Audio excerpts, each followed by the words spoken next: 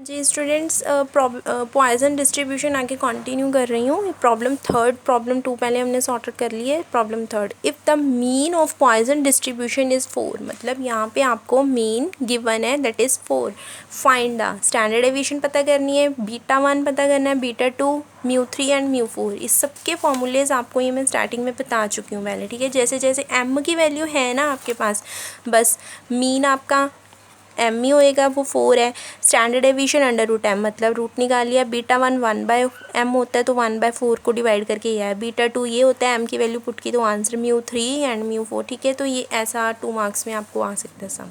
Next is problem 4, a process product 3% defected using a Poisson distribution. Find the probability that in a sample of 100 items there is no defective. First question की उसमें से कोई भी defective नहीं है या फिर उसमें से 2 डिफेक्टेड है। 3% डिफेक्टेड है, एक प्रोसेस है उसमें जितना भी प्रोडक्ट हमारे पास हुआ है ना उसके 3% डिफेक्टेड है। हमने यूज़ करना है पॉइजन डिस्ट्रीब्यूशन और फाइंड करनी है प्रोबेबिलिटी किसकी, कि उसमें से कोई भी डिफेक्टेड ना हो या फिर उसमें से 2 डिफेक्टेड हो। तो सोल्यूशन इसका पहले मीन आप निकाल लोगे। Mean is equal to NP, N मतलब number of terms and P जितना आपका है प्रोडक्ट कितना है 3% डिफेक्टेड है, तो 3/3% है ना, परसेंट का 100 लग गया, तो ये आपके पास आ गई मीन की वैल्यू। मतलब देखो यहाँ पे मीन गिवन नहीं था आपके पास, यहाँ पे मैंने आपको बताया कि मीन का फॉर्मूला होता है m, ठीक है। तो m निकालना किस तरीके से है, m इज़ इक्वल टू, मतलब अब यहाँ पे भी मेंशन कर सकते हो, m is equal to NP के इक्वल होता है। अच्छा, तो मीन निकल गया। अब उसके बाद आर्थ टर्म ऑफ पॉइजन डिस्ट्रीब्यूशंस। आर्थ टर्म मतलब कोई भी आप ले लो, जैसे यहाँ पे उन्होंने बोला कि 3% डिफेक्टेड है ना, स्टैंडर्ड फॉर्म ही ली है मैंने ये वाली, ये जो स्टार्टिंग में आपको बताई है। आर्थ टर्म नेमिंग कर दी, क्यों, क्योंकि RR है ना यहाँ पे, दैट्स वाई।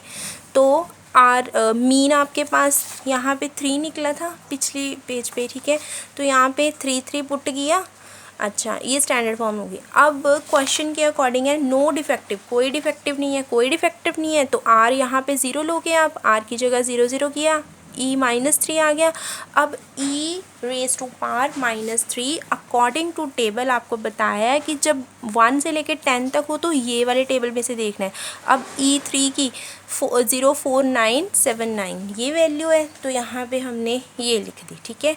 पुट किया R2, 2 मतलब अगले में 2 डिफेक्टिव थी ना, एक नो डिफेक्टिव वाली थी, एक 2 डिफेक्टिव। अब 2 डिफेक्टिव है तो R की वैल्यू 2 ले ली, R की जगह 2 लिखा एंड सॉर्ट आउट करके टेबल के अकॉर्डिंग वैल्यू देख के आपके पास ये आया। अच्छा, next problem, if a lesser printing machine the average number of mistakes पर पेज इज इन्ने % हर पेज में मिस्टेक है, what percentage of pages will have, कितने पेजेस में कोई मिस्टेक नहीं होएगी, या 1 मिस्टेक होएगी या 2 मिस्टेक्स होएंगी, ठीक है। तो m आपके पास है 0.3, नो मिस्टेक ये हमारे पास है दैट इज़ 0.3, कोई मिस्टेक नहीं है, मतलब कि मीन यहाँ पे कुछ n नहीं है, कोई कुछ नहीं है, P0 निकाल रहे हैं, तो इसका आंसर ये।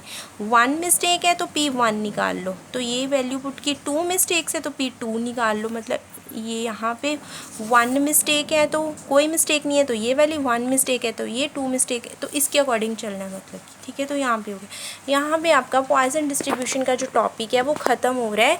इससे रिलेटेड सम्स आप बाकी की प्रैक्टिस कर लेना, आपकी PDF में भी इक्वेशंस डाल दी जाएंगी एंड बाकी आप अपनी बुक से भी देख लेना। Okay, thank you.